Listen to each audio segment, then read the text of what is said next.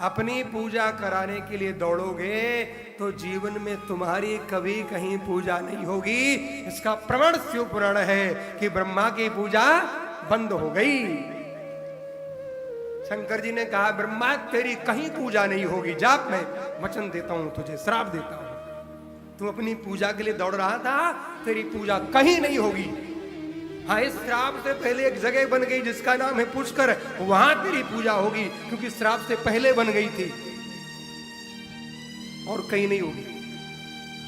पुष्कर, ब्रह्मा के कर से पुष्प गिरा, जय का नाम पड़ गया, वो पहले हो चुका था। ब्रह्मा जी रोने लगे, हे भोलेनाथ मेरी पूजा। बोले बिल्कुल नहीं होगी तेरी पूजा, भाग यहां से। ब्रह्मा ने बड़ी प्रार्थना करी तो बोले तेरी पूजा यज्ञ में होगी। यज्ञ करते ना तो कुंड के दाईं तरफ एक चावल का पात्र रखा जाता है, उसमें कुसा बना करके रखा जाता है, वो ब्रह्मा जी का पात्र होता है। तो उनके नाम से यज्ञ में पूजा होती है बस। लेकिन ब्रह्मा जी की कोई मूर्ति लगाकर मंदिर बनाकर पूजा कहीं नहीं कर सकता, ये भगवान शिव का श्राप है। और नारायण को देखा तो भगवान शिव के नेत्र सजल हो गए। वाह नारायण, आपने सत्य की रक्षा की है, इसलिए मैं आपको वचन देता हूं कि आपकी घर घर में पूजा होगी। नारायण, आपकी जन जन में पूजा होगी, और आपका नाम होगा सत्यनारायण। जिसने सत्य बोला, सत्य की रक्षा करी, वो कौन है? सत्यनारायण है।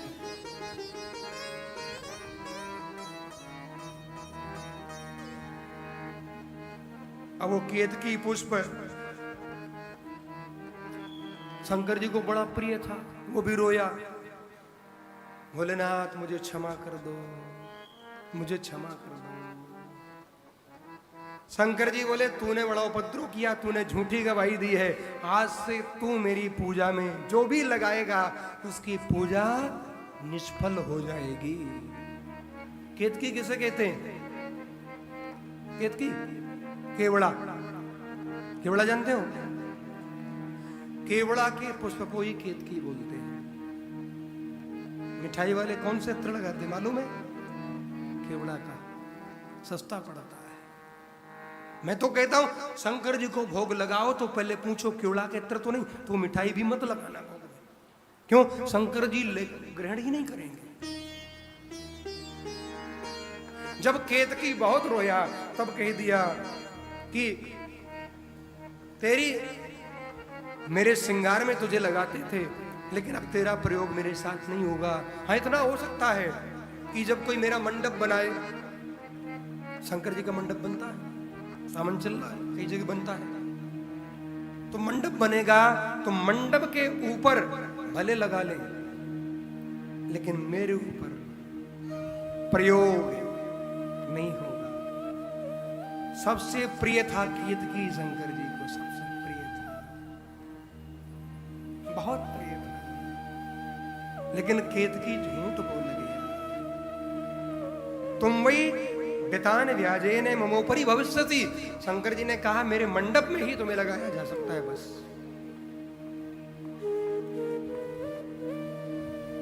झूठ बोलने का क्या परिणाम है, ये सोचिए। इसलिए बचिए।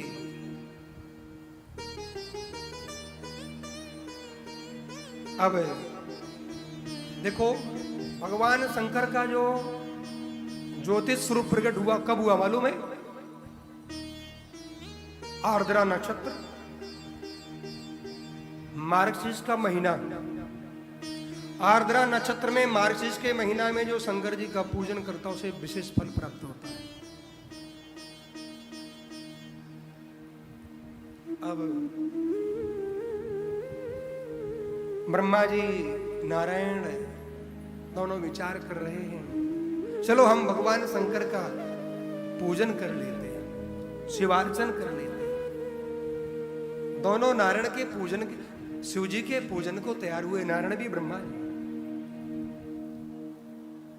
भगवान का अभिषेक वहीं से प्रारंभ हुआ, भोलेनाथ का। शंकर जी का अभिषेक कई तरह से होता है, 12 प्रकार बताए गए हैं। गाय के दूध से, जल से, गन्ने के रस से, लक्ष्मी वृद्धि के लिए, बीमारी के लिए कुशा के जल से, और भी कई कई कई विधि है, हम बताएंगे नहीं। कुछ विधि तो थोड़ा अलग है ना, कोई गलत करने लग जाए, क्योंकि लोग गलत जल्दी करते हैं, सही नहीं करते। उनको पता वर चल जाए ये करने से पड़ोसी को नुकसान होगा तो जरूर कर लेगा, ये करने से उसको नुकसान होगा जो मेरी सहेली नहीं बन रही है या मेरे से विरोध है, कोई भी कारण हो सकता है, इसलिए वो नहीं बताना चाहिए। पुराणों में बहुत कुछ लिखा है, लेकिन उनकी आवश्यक नहीं कि सब चीज यहां बताई ही जाए। कुछ चीजें विद्वानों के मध्य की होती, वहीं चर्चा ठीक लगती है। जानते हैं, आज नारायण और ब्रह्मा शिव जी का पूजन करने जा रहे हैं, शिवार्चन करने जा रहे हैं। श्री सूर्य जी कह रहे हैं, दिन में तत्तः पुण्यम भविष्यति महातरम, शिवरात्रि ख्याता तिथिरेसा मम प्रिया, ये तत्काले तुया कुर्यात् पूजां लिंगवेरयो, कुर्या सा जगता कृत्यम स्थिस्तर्गादिकं पुवां, शिवारात्र वहोरात्रं निराहारो जितेन्द्रिया। ये जो पूजन हो रहा है उस तिथि का वर्णन कर दिया गया। कौन सी तिथि है? उस तिथि का नाम है महाशिवरात्रि। फाल्गुन में आती है ना, फाल्गुन में जो तिथि है उसको बोलते हैं महाशिवरात्रि। और इस तिथि में जो भी पूजन करते हैं, देखो 4 पहर दिन के होते हैं, 4 रात के भी होते हैं ना। दिन के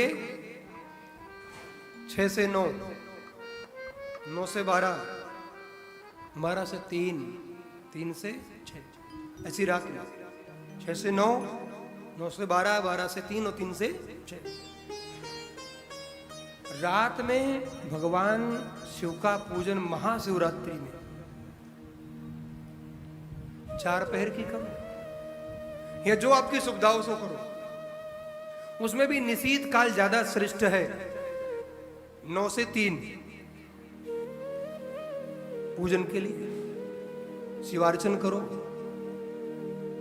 यदि परमात्मा ने दिया है तो किसी वैदिक ब्राह्मण को बुलाओ और वेद की ऋचाओं का उच्चारण हो, अभिषेक कराओ। जो कामना है उस कामना से कराओ, और नहीं तो सहज में भी कराओ। लेकिन यदि विधि विधान से कराना है तो ब्राह्मण योग्य चाहिए। वो चाहिए जिसका वैदिक मंत्रों पर पूर्णतः अधिकार है, ऐसा ब्राह्मण चाहिए।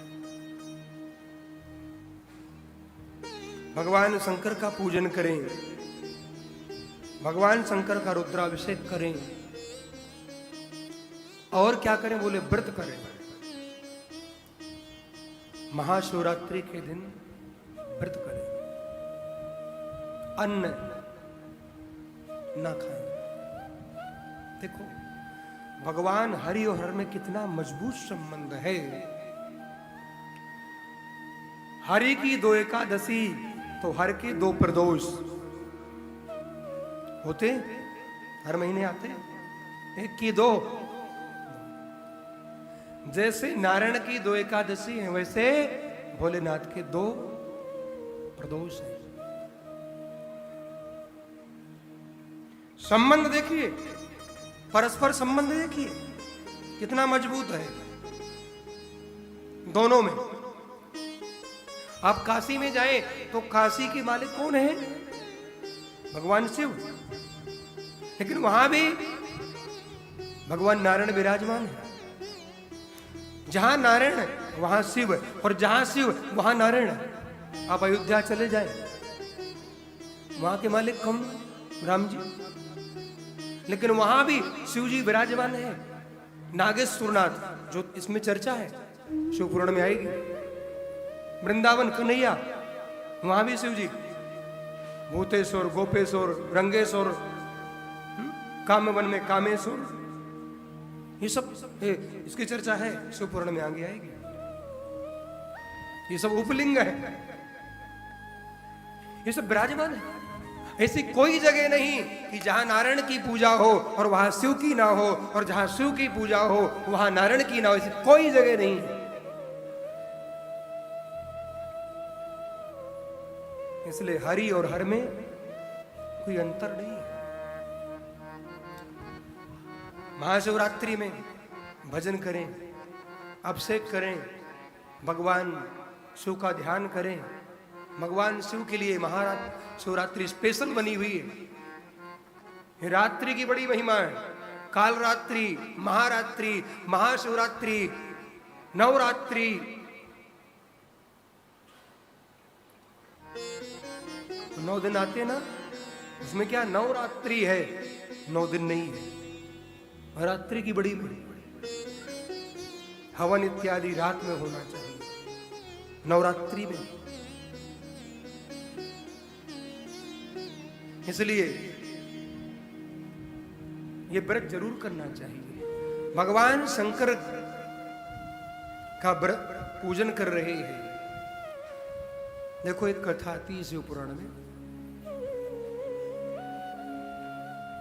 एक जंगल में बहेलिया रहता है। उसकी पत्नी, बच्चे और पिता ने कहा, पुत्र भूख लगी है, कुछ लेकर आओ। वो बहेलिया कुछ जानता नहीं है, वो जीवों को मारता है, लेकर आता है और खा जाता है। उसे बोध नहीं है कि कौन सी तिथि है, कौन सा दिन है, कौन सा वार है। इससे अनभिज्ञ है वो। एक दिन की घटना है, परिवार ने कहा चल पड़ा वन की ओर। महाशिवरात्रि का दिन था। पूरा दिन बीत गया, कुछ मिला नहीं। सोचता है क्या करूं, खाली हाथ जाना ठीक नहीं है। एक सरोवर था, उसके किनारे एक बेल का वृक्ष था, और बेल वृक्ष के नीचे शिव जी का सुंदर शिवलिंग। उसने कमंडल में जल भरा, कमर में बांधा, बेल वृक्ष में चढ़ गया। इंतजार करते हैं, रात में कोई ना कोई जानवर आएगा जल पीने, शिकार करेंगे, लेकर जाएंगे।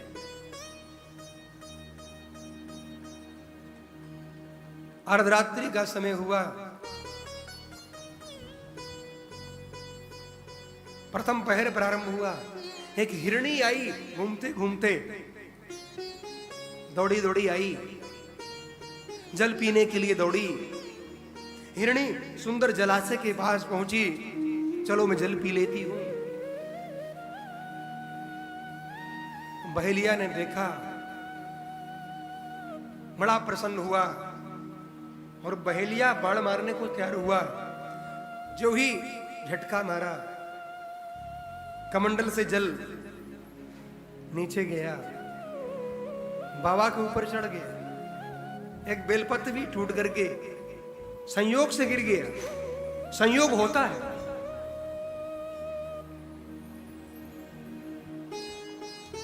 मानो प्रथम पहर की पूजा हो गई। हिरणी बोली, क्या मुझे मारोगे? व्याध बोला, जरूर मारेंगे। हिरणी बोली, एक काम करो, मैं भी चली जाती हूं, अपने पति से मिलाऊं, बच्चों से मिलाऊं, अपनी बहन से मिलाऊं, लौट कर आऊंगी, फिर आपको जो ठीक लगे कर लेना। व्याध ने मना कर दिया। हिरणी वचन देती है मैं आपको वचन देती हूं, मैं आऊंगी जरूर। जो ब्राह्मण वेद को बेचते हैं, संध्या वंदन नहीं करते हैं, उनको जो पाप लगता है, यदि मैं ना आऊं तो मुझे वो पाप भोगना पड़े।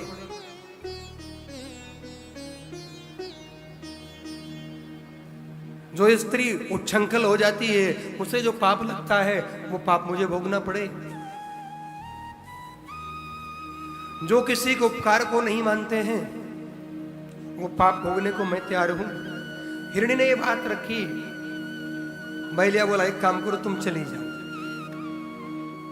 जाने दिया। बैलिया बैठा है। अब दूसरी हिरणी आई। रात्रि का दूसरा पहर आ गया।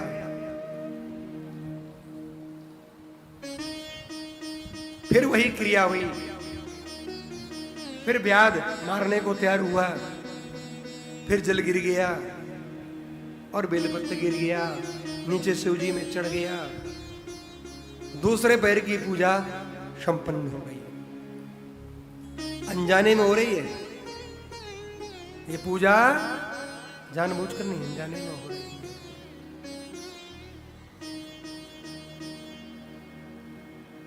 इस हिरणी ने कहा, इस मृगी ने कहा बैलिया से, मैं भी कुछ कहना चाहती हूं। मैं सभी से मिलकर नहीं आई, अपनी बहन से मिलकर नहीं आई, मुझे जाने दिया जाए। व्याध ने कहा एक आई थी, वो भी यही बोल रही, तू आई तू भी यही बोल रही है। उसने कहा नहीं, मैं आऊंगी जरूर, मैं अपने वचन से मुकर नहीं सकती हूं। बस एक बार जाने दो। शिव जी के ऊपर जल चढ़ रहा है, बेलपत्र चढ़ रहा है, तो पुण्य थोड़ा बढ़ रहा है और पाप घट रहा है। तो परिणाम क्या हो रहा है? जब पाप घट रहा है तो विचार भी बदल रहे हैं। पुण्य बढ़ेगा तो विचार बदलेंगे और पाप बढ़ेगा तो विचार बदलेंगे, नेगेटिव और पॉजिटिव। अब अच्छा तुम भी जाओ, ये भी गई। व्याध बैठा है, भूख प्यास से बेचैन है, पूरा दिन हो गया। अब व्याध ने देखा हिरण आया, बड़ा तगड़ा है, मजबूत। उसे देखकर बड़ा प्रसन्न हुआ, मारने को तैयार हुआ। फिर वही हुआ, जल गिर गया, बेलपत्र गिर गया।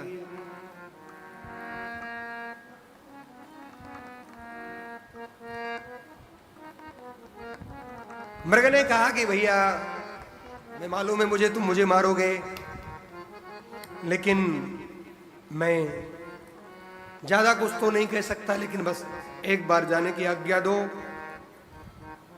और मैं तुम्हें वचन देता हूं, जो व्यक्ति संध्या के समय मैथुन करता है ना, उसे बहुत बड़ा पाप लगता है,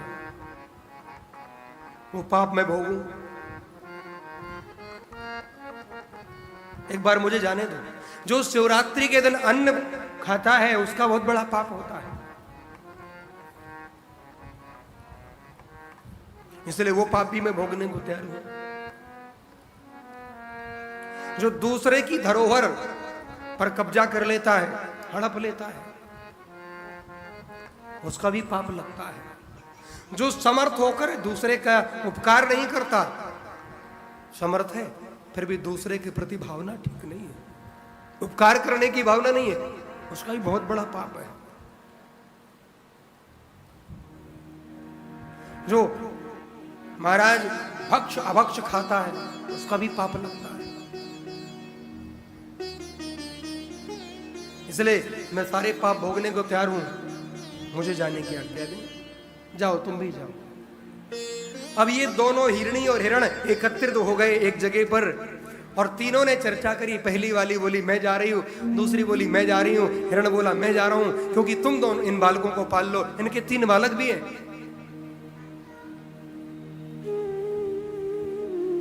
पहली बोली छोटी से तुम पाल लो, छोटी बोली ना मैं तुम्हारी दासी, तुम पाल लो।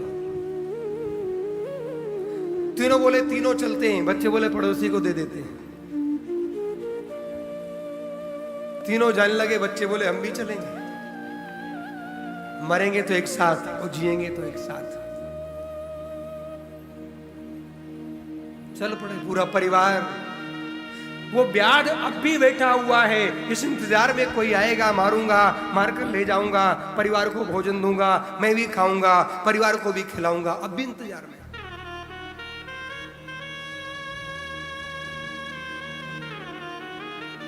पूरा परिवार आ गया। हिरणी बोली, व्याध हम आ गए, मारो। दूसरी बोली, पहली बोली, हिरण भी बोला। जब तीनों बोले तो व्याध विचार करने लगा, और इन सबको देखकर उसके द्वारा फिर से जल गिर गया था। तो चारों पहर की पूजा हो चुकी थी, उसके पाप समाप्त हो गए थे, पुण्य बढ़ गया था। अब जब कहा कि हमें मारो, तो ये क्या विचार करता है, मैं मनुष्य हूं, ये जानवर है, मैंने जीवन में कभी उपकार नहीं किया, मैंने कभी किसी के साथ भला नहीं किया, मैंने जीवन पर्यंत दूसरे जीवों को मारकर खाया है बस। और ये जानवर होकर अपने वचन का पालन कर रहे हैं, और मैं मनुष्य होकर भी पालन नहीं कर पाया। ये बहुत बड़ी बात है। अपने वचन का पालन करना और अपने वचन से मुकर जाना ये सहज है। कई दिन हम ये नहीं करेंगे, लेकिन कहा है और फिर कह दिया नहीं करेंगे, इसका पाप छोटा नहीं है, बहुत बड़ा पाप है। आपने किसी ब्राह्मण को, किसी व्यक्ति को आश्वासन दिया, हम ये कर देंगे, हम इतना दे देंगे, नहीं किया तो भोगना तो पड़ेगा। आपने कहीं कोई धार्मिक क्षेत्रों में कहा हम ये कर देंगे, आपने किसी धर्म के कार्य में कहा ये कर देंगे और नहीं दिया, तो भैया कुछ बचता नहीं, भोगना पड़ता है। संभव ही नहीं कि बच जाए, क्योंकि रास्ता ही नहीं है। आप मन की संतुष्टि कर ले कि हमारा तो कुछ नहीं हुआ, हमने नहीं दिया तो हमारा क्या बिगड़ गया। लेकिन मुझे लगता है जब बिगड़ता है ना, तो इतना बिगड़ता है कि शायद थोड़े में देकर भगवान को खुश कर लेते, और यहां तुम्हारा बहुत कुछ बिगड़ जाएगा। इसलिए शास्त्रों में लिखा है, धनात् धर्मो तथा सुखम। सुख कैसे मिलता है?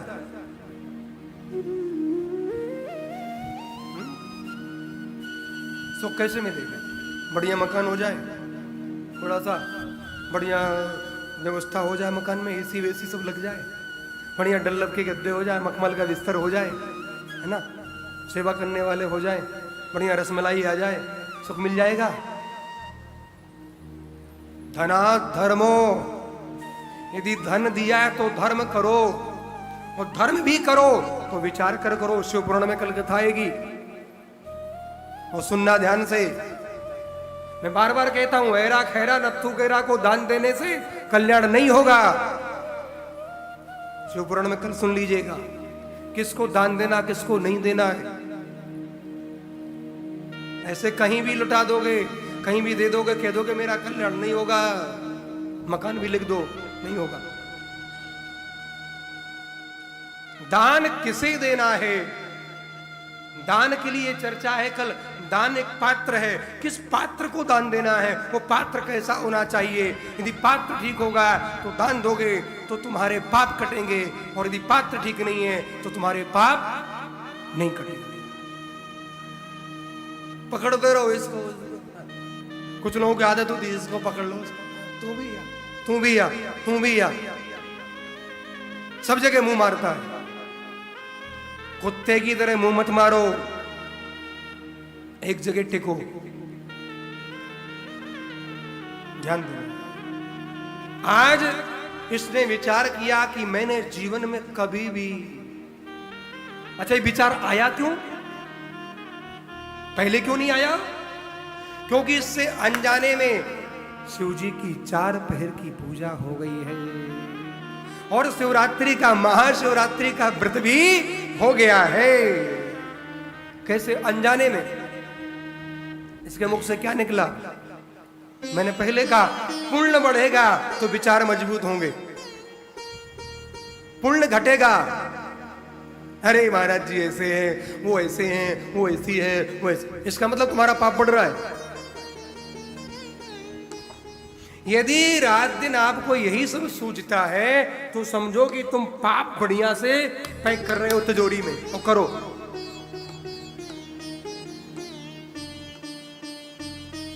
उस पुण्य का प्रभाव हुआ, उसके मुख से एक आवाज निकली, तुम सब जाओ, मैं किसी को नहीं मारूंगा, तुम सबको आज मुक्त करता हूं। वो बहेलिया जो रात दिन शिकार करता था, रात दिन मारता था, उसे केवल इतना ही याद था कि मारना और खाना, आज उसका विचार बदल गया। ये कैसे? ये भगवान भोलेनाथ की कृपा है, ये मेरे शिव की कृपा है। शिव जी की कृपा से और कुछ नहीं।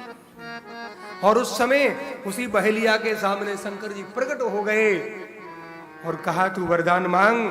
बोले भोलेनाथ मुझे कुछ आता नहीं है। बोले मैं वचन देता हूं, आज से तू सिंहबेरपुर का राजा होगा, तेरा नाम होगा गुहू, तू केवट समाज का राजा होगा, मेरे आराध्य जब राम रूप में आएंगे तू उनकी सेवा करेगा और तेरा कल्याण हो जाएगा। वही बहेलिया गुहू बन गया।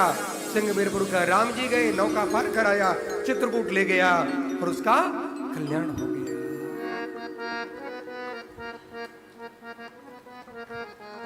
अनजाने में पूजा हुई है, अनजाने में। जान के करोगे तो